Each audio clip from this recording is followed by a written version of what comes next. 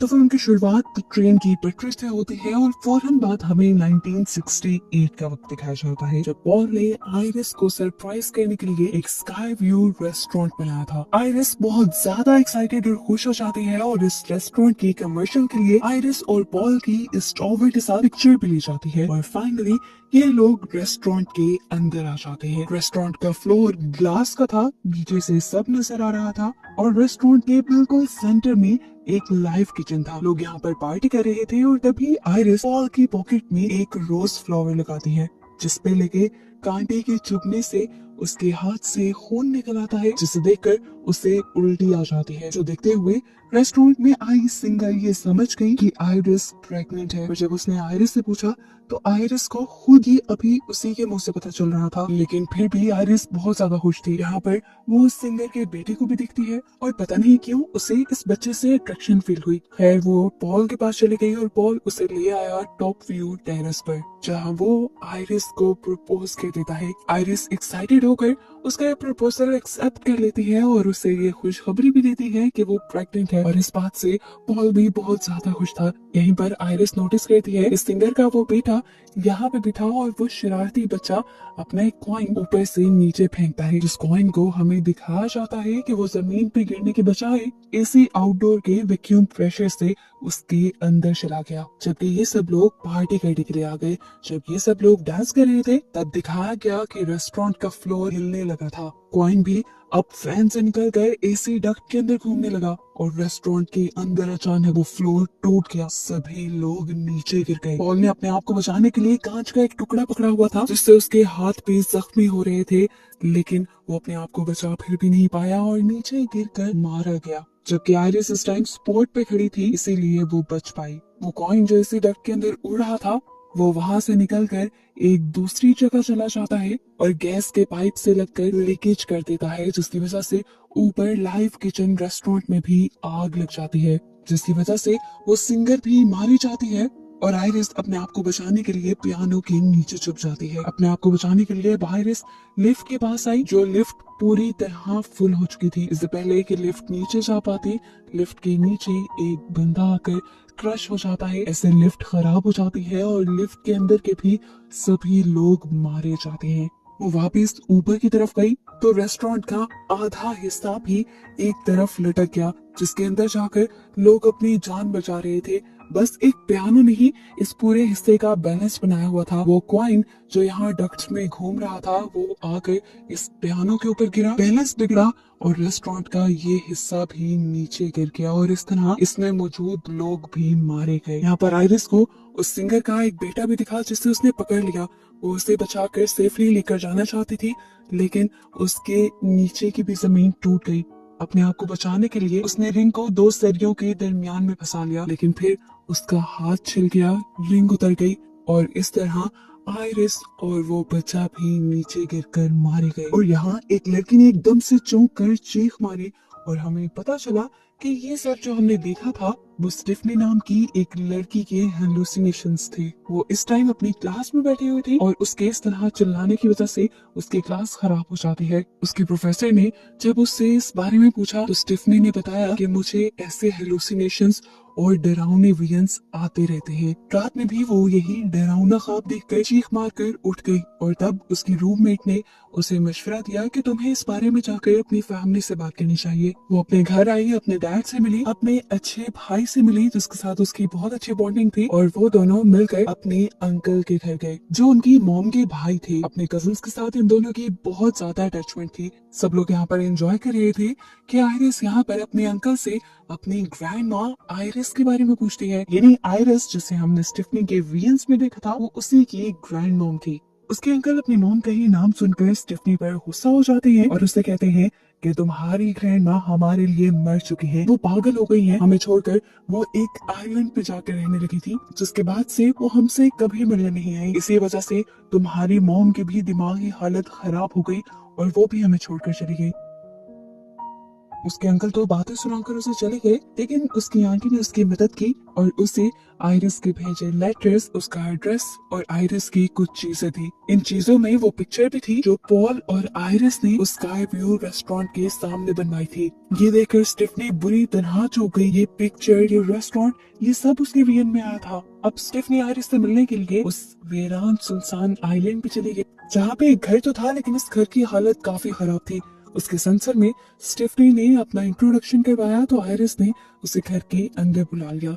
Iris भी Stephanie को देखकर काफी एक्साइटेड थी। वो स्टेफनी से उसकी मॉम के बारे में पूछती है तो स्टेफनी बताती है कि हमारी मॉम तो हमें बचपन में ही छोड़कर चली गई थी। यहाँ पर स्टेफनी अब मेन बात आयरिस को बताती है कि मैंने आपको और ग्रैंडपा को उस स्काई व्यू रेस्टोरेंट के सामने देखा था और वो रेस्टोरेंट तबाह हो रहा था, आप लोग मर रहे थे। मुझे ये डरावना ख्वाब, ये वियन हर रोज दिन रात आता है। यहाँ पर आयरिस उसे कहती है जो वियन तुम्हें आते हैं वो सभी वियंस मुझे भी आते थे और उन्हीं वियंस की वजह से मैं उस दिन होने वाले उस बड़े हादसे को बचा पाई थी। उस दिन मैंने उस बच्चे के हाथ से वो कॉइन ही ले लिया था जिसकी वजह से वो सारा हादसा हुआ था। और फिर रेस्टोरेंट का जो फ्लोर टूटा था वो भी मुझे पहले ही पता था, इसीलिए मैंने जाकर माइक में ऐलान कर दिया कि फ्लोर टूटने वाला है, जिसकी वजह से लोग पहले ही वहां से चले गए और इस तरह काफी लोग मरने से बच गए। स्टेफनी हैरान होकर पूछती है आपने उस दिन सबकी जान बचा ली थी?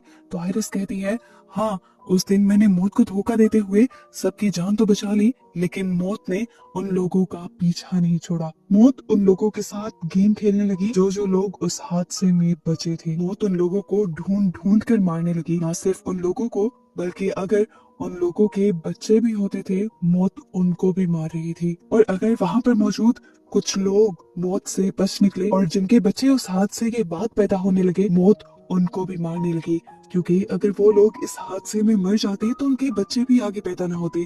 मौत एक के बाद एक जब वहां वाले हादसे के ही लोगों को मार रही थी तब मुझे इन चीजों का अंदाजा हुआ। पॉल को भी मौत ने कैंसर के मुंह में ले जाकर मारा और तब मुझे अंदाजा हो गया कि अगली बारी मेरी है। मौत को चकमा देने के लिए मैं यहाँ आकर छुप गई। अगर मैं मर गई तो मौत तुम्हारी मोम, उसके भाई, उसके बच्चों को, यहाँ तक कि तुम्हें और तुम्हारे भाई को भी मार देगी, लेकिन जब तक मैं जिंदा हूँ तुम सबको कुछ नहीं होगा। स्टेफनी पूछती है तो आखिर मुझे ये वियंस क्यों आ रहे हैं? तो आयरिस ने कहा क्योंकि अब मौत हमारे पीछे है। ये बात सुनकर स्टेफनी बुरी तरह डर गई। तब आयरिस ने उसे एक बुक दी जिसमें उस हादसे में बचने वाले लोगों की मौत बाद में कैसे हुई थी उन सब की स्टोरीज भी लिखी हुई थी और साथ ही वो तरीके भी लिखे हुए थे जिससे मौत को चकमा दिया जा सकता है। स्टेफनी को ये बातें बकवास लगी, उसने ये बुक नहीं ली और आयरिस ने कहा कि मैं आपसे मिलने के लिए दोबारा आऊंगी।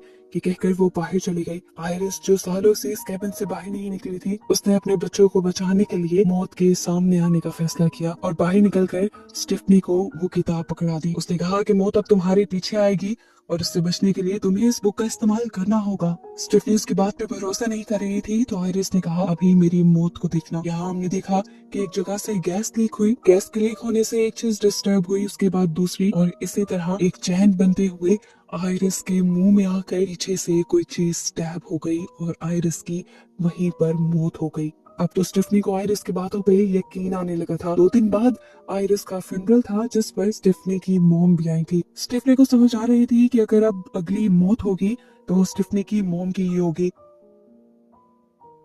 अपनी मॉम को बचाने के लिए वो आयरिस की दी हुई बुक पढ़ने लगी जिसमें आयरिस ने वो कॉइन भी छुपा कर रखा हुआ था जिसकी वजह से उसने उस दिन होने वाले हादसे को बचाया था। सारी बात समझते हुए अब स्टेफनी अपनी फैमिली को कॉल मिलाती है ताकि वो उन्हें अलर्ट कर सके, लेकिन कोई भी उसकी कॉल रिसीव नहीं कर रहा था। यहाँ दिखाया जाता है कि स्टेफनी की पूरी फैमिली पार्टी कर रही थी। यहाँ पार्टी में दिखाया जाता है कि मौत का खेल शुरू हो चुका था। यहाँ पर एक गिलास टूटा और कांच का टुकड़ा जाकर बर्फ के टुकड़ों में गिर गया। यहीं से सब बर्फ ले रहे थे। ये बर्फ का टुकड़ा स्टेफनी के अंकल के ग्लास में चला गया और उन्होंने ग्लास जाकर साइड पे रख दिया। साथ ही यहाँ पर मौजूद बाकी सारी चीजें भी थोड़ा थोड़ा करके अपनी जगह बदलती रही, जैसे ही सब कुछ किसी प्लान के तहत हो रहा हो। स्टेफनी के अंकल के ही हाथ से वो गिलास गिर जाता है और कांच का टुकड़ा उनके पाँव के अंदर स्टैब हो जाता है। दर्द की वजह से वो वहीं गिर पड़ते हैं। उनके गिरने से यहाँ जमीन में जो वाइब्रेशन पैदा होती है उससे एक औजार घास काटने वाली मशीन पर गिर जाता है। वो मशीन स्टार्ट हो जाती है और एकदम से स्टेफनी के अंकल के मुंह के ऊपर चढ़कर उसका पूरा मुंह क्रैश करते हुए उसे मार देती है। इसकी इस भयानक मौत से सभी लोग बहुत ज्यादा डर गए। स्टेफनी बहुत ज्यादा डर चुकी थी। अब वो पूरी फैमिली को समझाती है कि किस तरह मौत उनके पीछे पड़ चुकी है। उसने बताया कि आयरिस के उस दिन टॉवर को बचाने के बाद ही मौत ने उन सब लोगों को अपना निशाना बनाना शुरू कर दिया जो लोग उस टॉवर में बच गए थे। मौत ने उनको और उनकी फैमिली को बिल्कुल खत्म कर दिया और अब बस एक उनकी फैमिली और एक और लड़के की फैमिली जिंदा थी। स्टेफनी उन्हें समझाती है कि देखिए, पहले आयरिस मेरी, फिर उनके सबसे बड़े बेटे, इस तरह अंकल के मरने के बाद बारी है उनके बेटे की, और यहाँ पर जब मेरी मॉम बनेगी तो उसके बाद मैं मर जाऊंगी। स्टेफनी की बातें सबने बैठकर सुनी तो सही, लेकिन किसी को भी उसकी बात पे यकीन नहीं आया। यहाँ तक कि उसके अंकल के बच्चे यानी उसके कजन्स तो उससे नाराज भी हो गए कि वो उसके डैड की मौत का मजाक बना रही है। यहाँ पर सिर्फ एक ही इंसान था जिससे स्टेफनी पे यकीन था, वो थी स्टेफनी की मॉम। लेकिन स्टेफनी अपनी मॉम के साथ अच्छे से बात नहीं कर रही थी। यहाँ पर अब हमें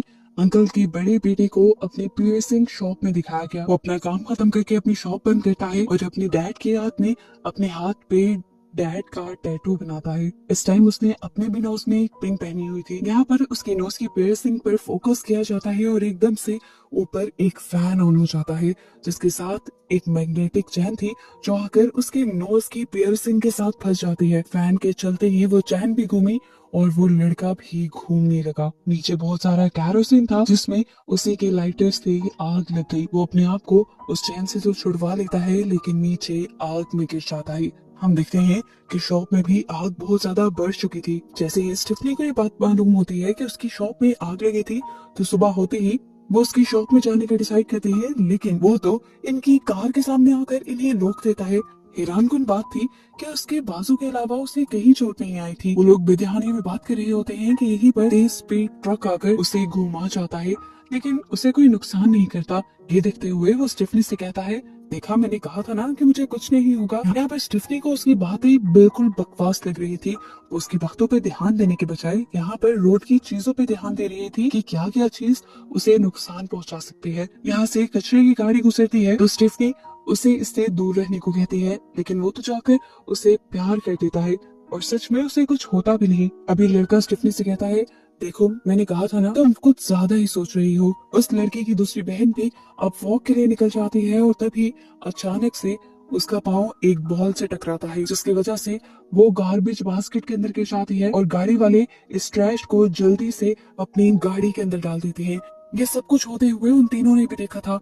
वो तीनों जाकर जल्दी से उस गाड़ी को रोकने की कोशिश करती हैं। स्टेफनी बिना अपनी जान की परवाह किए उसे बचाने के लिए गाड़ी के ऊपर चढ़ती है, लेकिन दिखाया क्या कि अंदर तो गार्बेज क्रश हो रहा था और इसी मशीन के अंदर उस लड़की की भी जिस्म के टुकड़े टुकड़े हो गए। स्टेफनी के हाथ में बस उसका एक हाथ रह गया और वो मर गई।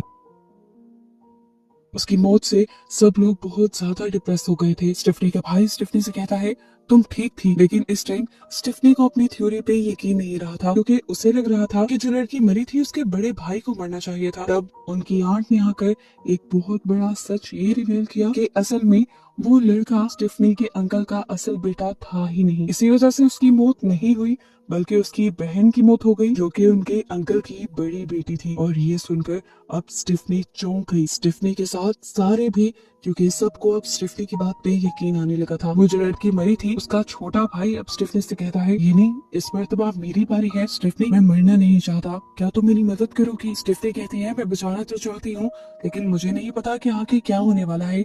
तब उसका भाई उससे कहता है, देखो, तुमने पहले भी फिगर आउट कर लिया था कि क्या होने वाला है, तुम जरा आसपास की चीजों पे ध्यान दो, तुम समझ जाओगी। स्टेफनी को याद आता है कि आयरिस ने यानी उसकी ग्रैंड मॉम ने उसे एक लड़की के बारे में बताया था जो उस दिन बच गया था। वो आज भी एक हॉस्पिटल में काम कर रहा था। गिनी वो जिंदा था और उसने भी मौत को चकमा दिया था।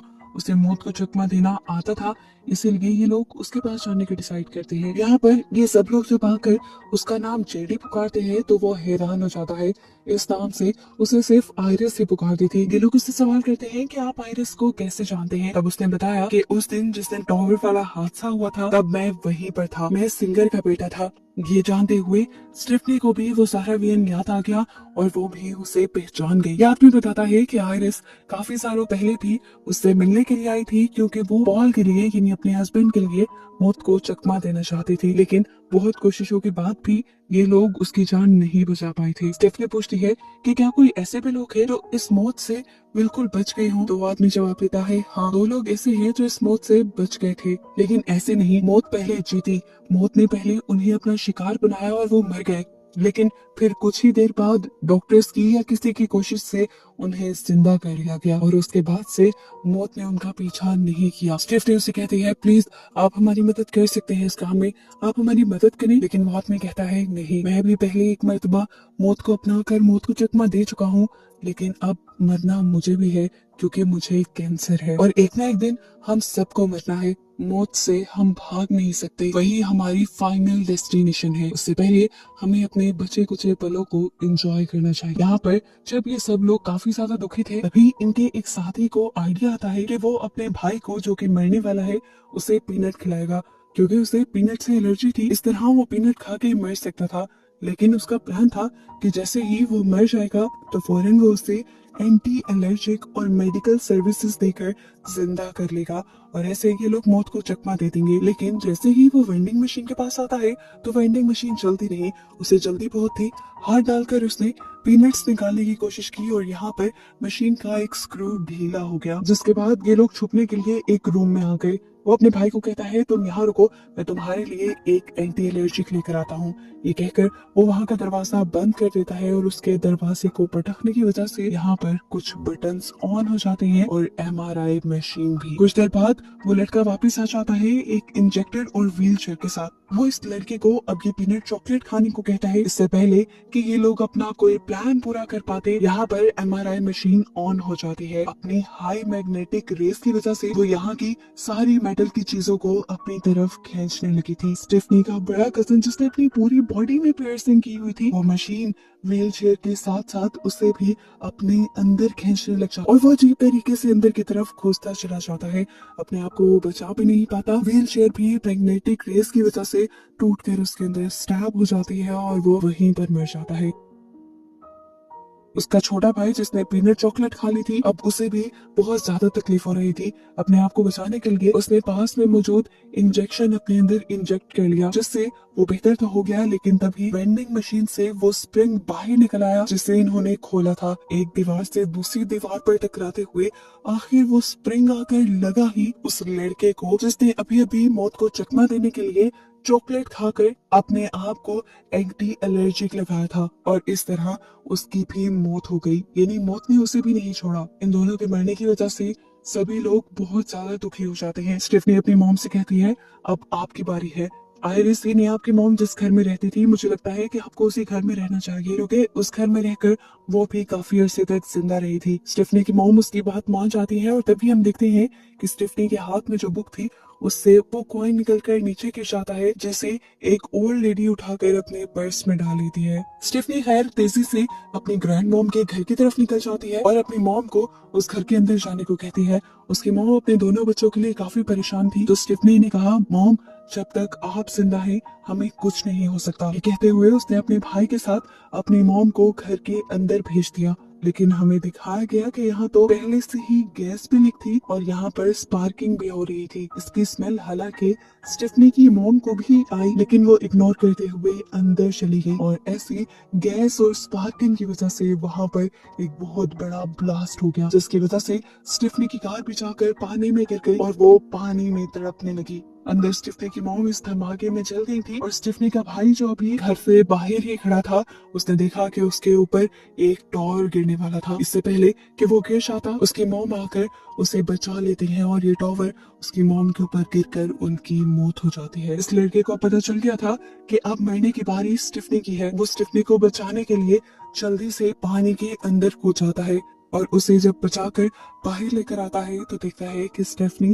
पहले ही मर चुकी थी। वो उसे सीपीआर देता है, जिसकी वजह से एक मर्तबा उसकी और जान बच जाती है, वो जिंदा हो जाती है। और ये लोग इस चीज के लिए खुश हो जाते हैं कि स्टेफनी मरकर जिंदा हुई थी, उसने मौत को अपना लिया था और इस तरह अब वो मौत को चकमा दे सकते थे। ये दोनों इस बात से तो खुश थे कि इन दोनों की जान बच गई, लेकिन अपनी मॉम के मरने से और बाकी सबके मरने से ये लोग बहुत दुखी थे। सीन कट हो गए, हमें कुछ टाइम बाद का सीन दिखाया गया जहां अब इनकी लाइफ बिल्कुल नॉर्मल हो चुकी थी। चार्ली यानी स्टेफनी के छोटे भाई की आज ग्रेजुएशन पार्टी थी। सभी लोग वहां जाने के लिए तैयार हो रहे थे। स्टेफनी बहुत खुश होकर उसके पॉकेट में रोज का फूल लगाती है और यहाँ पर फूल में लगा एक कांटा उसके हाथ में चुभ जाता है और उसके हाथ से भी बिल्कुल उसी तरह खून आता है जैसा खून मूवी के स्टार्ट में आयरिस के हाथ से भी निकला था।